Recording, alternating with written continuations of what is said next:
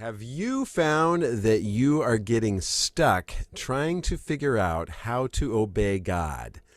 Well, today on the Backshed, Luke chapter 10 offers a fairly simple approach by following the example of the Good Samaritan, where Jesus basically says, go and do what that guy did. This is the Backshed Bible Study. Today is Monday, January 24th, 2022, episode number 92 with us today. Welcome. It's good to have you here.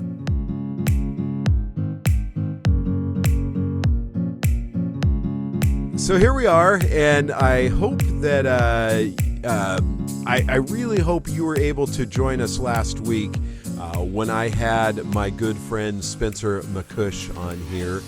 Spencer is the president of Eternity Bible College. That's the Bible college that Francis Chan and a group of people started probably 20 years ago. And it is, anyway, Spencer's been there for a long time and had a lot of influence. And we got together and we talked about the book of Romans context-wise and looked into chapter 12 specifically. And it's a good episode. I'd recommend go back and listen. There's some great questions that you can ask yourself in how you're looking at the book of Romans and some verses that you've probably said over and over and over for years. So there you go. Good morning, Valerie. Good to see you today. Great to see you yesterday. Singing in the choir. It was a good morning at church yesterday. In fact, today's episode of the Backshed is motivated by some things that happened in the message at church yesterday. Trudy, welcome. Good to see you too. Loved your little dig there on Facebook. I liked that. It's all about volunteering. We had Trudy and I had a fun back and forth about being involved and volunteering in church and what constitutes your Christian service. So that's a whole another conversation for another day. I'm bringing up some Bible here because I want to read the passage, actually the verse that got me excited about today's Backshed Bible study, and it was what Luke said in Romans 15 yesterday. And started in verse 14 where he said this. He says, I myself am convinced, my brothers and sisters, that you yourselves are full of goodness, filled with knowledge, and competent to instruct one another. And there was this whole theme within church yesterday about service, about being involved, about Christians not just being consumers of the Word and of Bible study and of Backshed content on Facebook, but also that Christians be people that are serving, that they're getting involved and in giving of their time, talents, and treasures. Okay, so that's something that we talked about at church yesterday. But in so many ways, there's this theme that starts to trickle in when we talk about service, and that theme is really obedience. That obedience to God involves serving, involves giving, it involves doing. And that's something that a lot of people can get mixed up because we often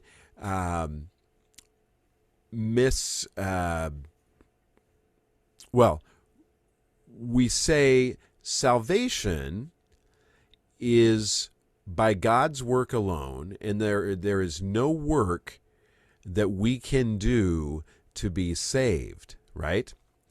But it's easy to have the mindset that there is no work, period. When in reality, once we have been saved, one of the things that we get to do because we have been saved from our sin, we get to do good works, okay? So that's the theme here this morning, has to do with doing good works. And I thought it would be fun to revisit the story of the Good Samaritan, and it's a story that I've visited on Backshed here now. I think we've hit it twice at least, and I'm going to hit it a third time. But I'm going to really start at the end and kind of springboard off the story of the Good Samaritan. So that's right, sharing the talents and gifts God has given you. That's right, all of you.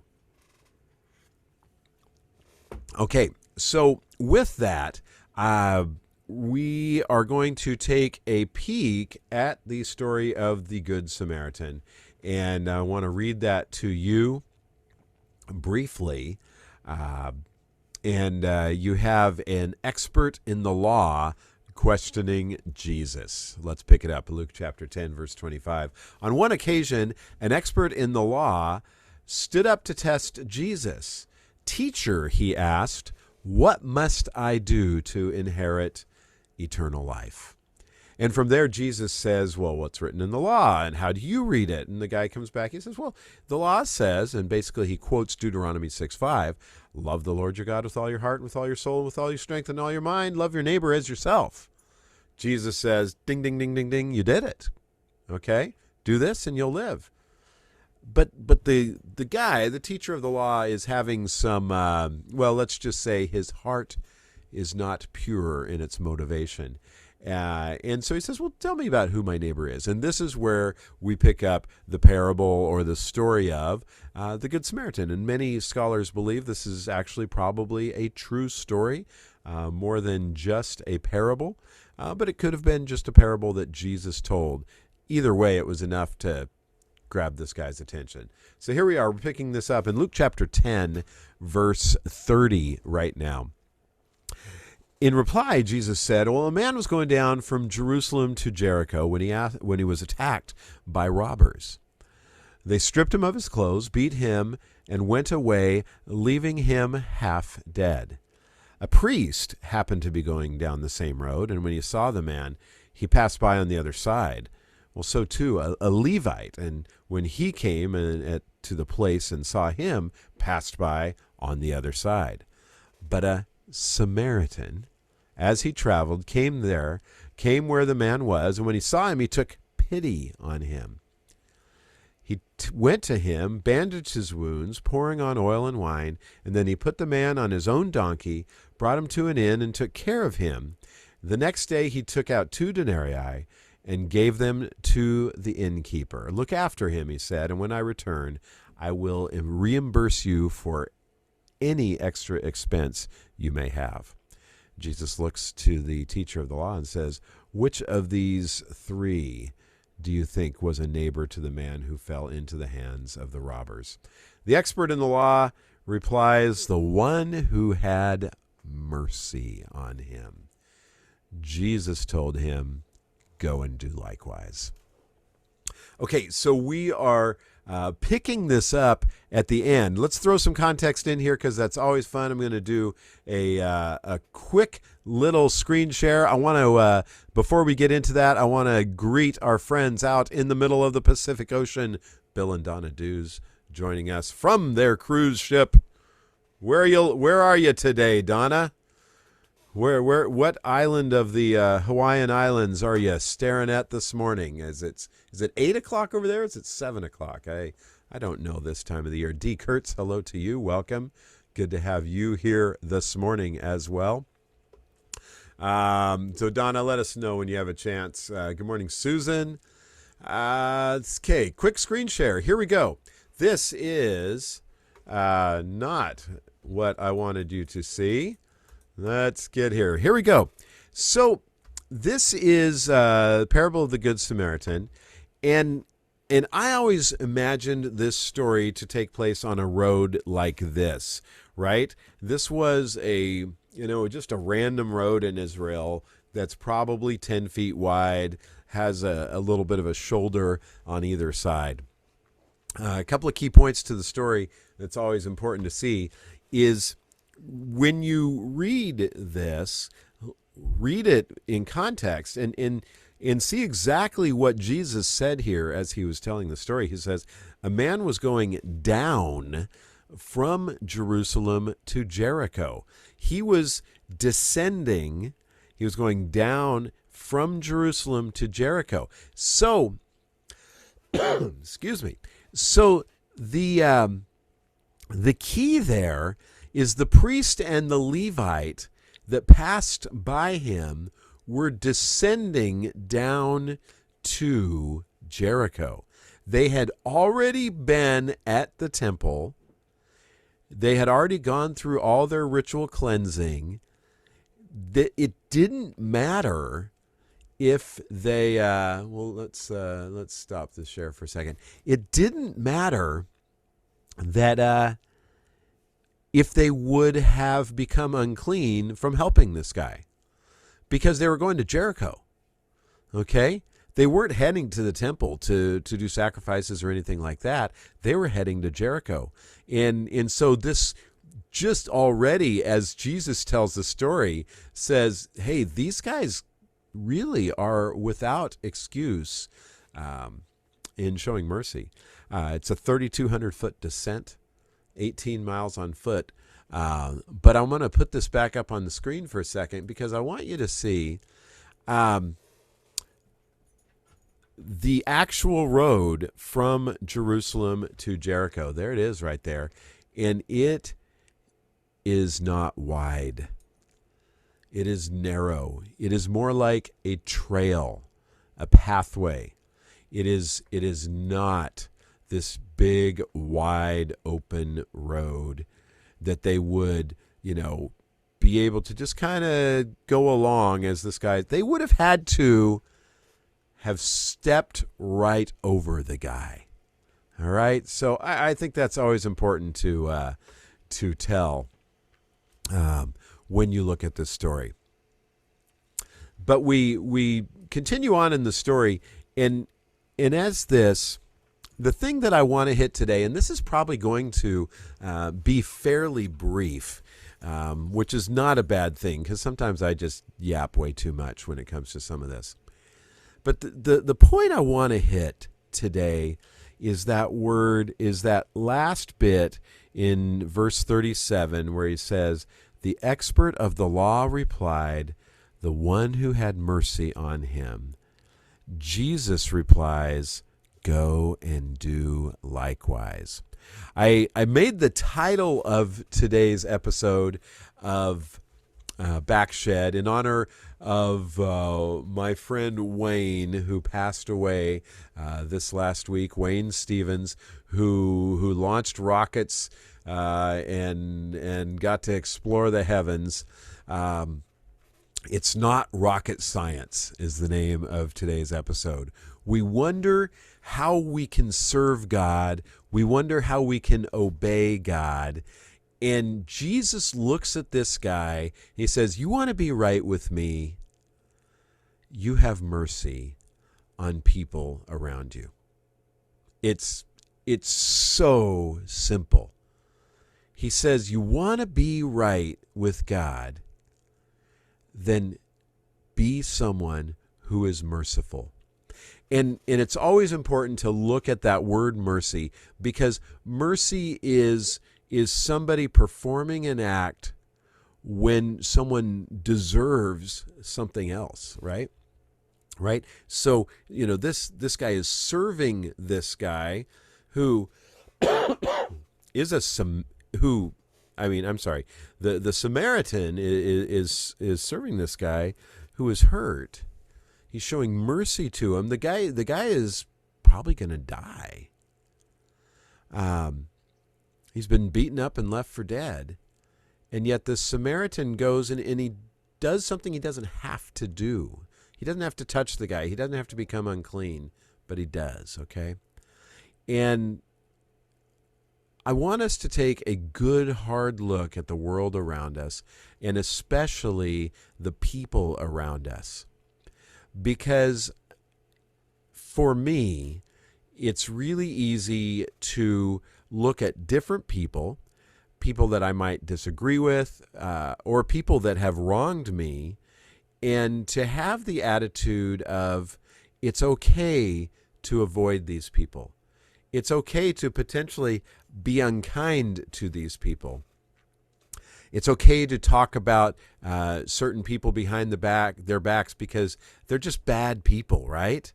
They don't have the right thing in mind.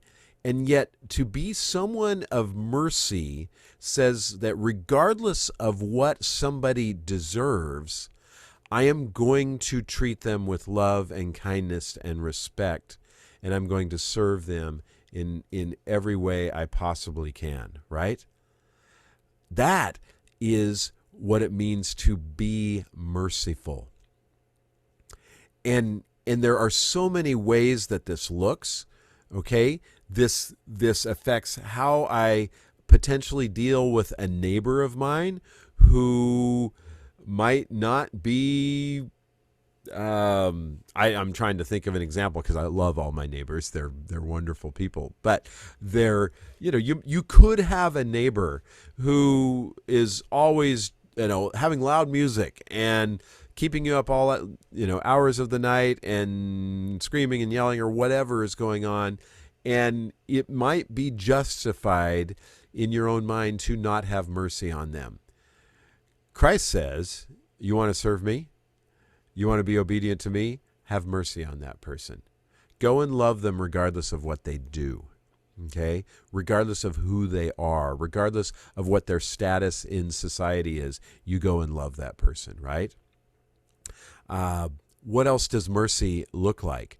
I think we can look at it on a broader scale. And you guys know I love to talk politics, and I have strong political opinions that most of which are absolute truth because I'm right. But that occasionally I can miss it sometimes. But you know what? I can love somebody that I completely disagree with and I think is wrong and will continue to be wrong until their dying days. And that's mercy, okay? And rather than stand in judgment over them for what they think or how they act or any of the externalities, I can choose to be merciful, right? And so today's challenge is very simple, okay? Is doing likewise, as Jesus said to this expert in the law, means that when I know the right thing to do to show mercy, I do it, right? Regardless of who it is, regardless of what they've done to me, regardless of how they've treated me, regardless of their opinion, regardless of whether they like one political candidate or the other, regardless of whether they're vaccinated or not. I don't know. We got to show mercy all the way around. And especially when it comes to people that we disagree with, especially when it comes to them, because we think when we disagree with someone, we believe in our heart of hearts that they are wrong. Okay, I run across this all the time, and I'm like, that person is wrong, but I still have to choose to show mercy to them, to have compassion on them, to be kind to them, regardless of what their response is. Notice in the story of the Good Samaritan that we never see a response from the guy who was beat up by the robbers. I'm going to go back and look at that for a second. We never see him thanking the Samaritan. We never see him, oh, I don't know what I'd do. I wouldn't be alive without you. We don't see anything from him. We only see what the Samaritan did. And so in doing likewise, in following the example of the Good Samaritan, we cannot be doing this based upon how the person who we love and who we treat well and who we show mercy upon how they are going to respond. Let's pretend for a moment that the person upon whom we show mercy never sends us a thank you note for doing that.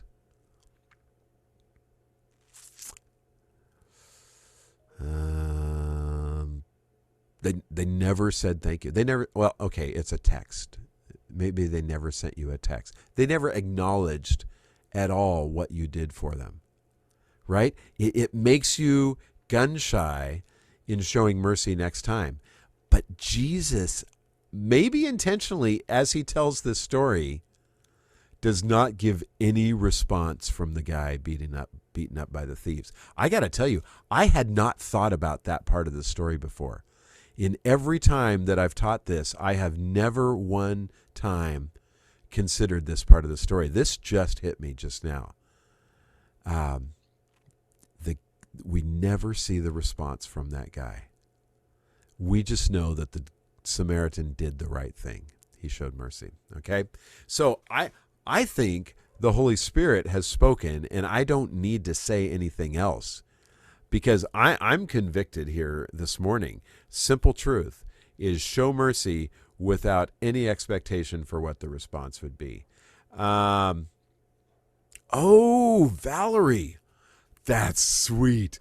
If you are listening along in another format today or watching on our YouTube version, you're going to miss this comment that just showed up on our Facebook Live feed for those who join at 10 o'clock every Monday morning on Facebook Live, which is available through our Sunrise Community Church Facebook page. There, shameless plug. Valerie Connor said, this reminds her of the parable of the 10 lepers. Only one of them returned to thank Jesus. Yes. Exactly. Valerie, great and very astute observation there. Yeah. But we know this, though. Don't we know this in our minds and in our hearts that we're supposed to do and to say these things and to do the right things without any consideration for the response. And yet in our sinful nature, I want to be thanked. And it makes me so gun shy next time when I go to try to do something kind for somebody, because I'm like, well, they don't care. They're not going to, be grateful for it. Who cares, Cliff? Doesn't matter what their response is. I've got to do the right thing. Go and show mercy. Go and do likewise. That's the challenge for today from the Back Shed Bible Study. There you go. Luke chapter 10. I hope you enjoyed it.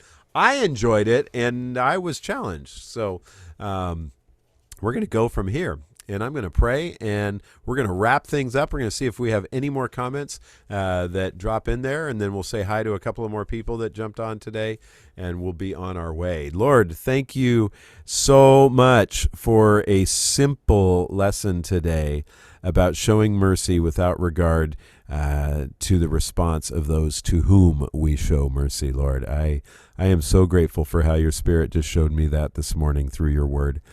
We thank you for your word. We thank you for how it does pierce our hearts, and it transforms us through the power of Jesus Christ, in whose name we pray. Amen. Okay, I'm going to, again, for those of you that are listening along in the podcast version, which you can easily subscribe to with iTunes or Spotify, other podcasting options out there, or those of you watching along on the YouTube version today. I want to share a couple of other comments that came up. Maggie Lagos joining us, I believe, from Colorado Springs today. So, yes, sunny, chilly Colorado Springs. You notice that I've got my, it's faux wool, but it's a little chilly in the shed this morning, even though it is gorgeous here in Fair Oaks. And but I've decided to bundle up, even with my heater going over here beside me, and my dog just walked out of the shed and left the door open, so now the cold air is coming in. Anyway, Maggie, you said we have a new a pew near the front of my kids' church that fills up at the sermon hour full of homeless, invited by two ladies involved in a homeless ministry. It's been amazing to watch how over time they have changed, cleaned up, and how they smile more. Several have been baptized and brought friends. And I'll tell you what, when you are ministering to homeless people, people on the street, or even people in which a lot of people on the street these days are in serious addiction, is very thankless, and you don't see results. It doesn't feel like you are, and so that's one of those things. You show mercy without regard to the response. I love that. Angie, good to see you here this morning. Barb Ballas joining us from Ohio. Good to have you here. We are sneaking through Ohio on our sabbatical trip this summer. I don't know if any of you know that, but every 7 years, as a pastor at Sunrise, you get to have a sabbatical. And this year is 8 years for us. Coming up in March, we will have been at Sunrise 8 years. And we decided to put off our sabbatical for a year because Luke was fairly new and wanted to get this first year going. But this summer, we're going to take a 6-week trip around the country and for my sabbatical. So that's I have 2 months off this summer, you guys. Mid-June through mid-August. You're on your own. But we'll be traveling the country, and we'll wave, Barb, as we head through Ohio, just kind of down in that corner there. Alyssa Schwartz, good to see you here today with your kiddo. Great parable, right? And let's see, did I get everybody else? I think we said, and then Donna let us know that they were cruising off of Kauai. Donna, that is my absolute favorite Hawaiian island. April and I had determined years ago after our honeymoon that anytime we returned to Hawaii, we would do one island and then we would finish our trip in Kauai, or just do Kauai. We love, especially the North Shore of Kauai. It is one of the most gorgeous places on the face of this earth. And if you're wondering where you should go, why Kauai? It's just that relaxed, off the beaten path kind of place to go. 2-lane roads everywhere. Nobody's in a hurry. I wouldn't take my kids there because the kids need stuff to do. It's not a take the kids and amuse them. It's just kind of be and enjoy and all that. So yeah. Who's taking care of Sunshine? Great question, Dee. We have someone in a young person who in our church, I should say, she's probably in her 20s now, that we're going to ask. Haven't asked her yet, so don't tell anyone. But we're going to ask her if she will babysit our house and our dog for 6 weeks. So that's what we're hoping to do. But that's coming up. Yeah, that's all I got for you guys today. We will look forward to seeing you Sunday at church. It'll be a good one as we continue on in our Romans series. So definitely want to catch that. Great message yesterday from Pastor Luke. And yeah, we'll be back here next week with Backshed. Yeah, that's about all I got for you. Have an amazing day, and I will see you later. God bless you, and have a great week. Bye-bye.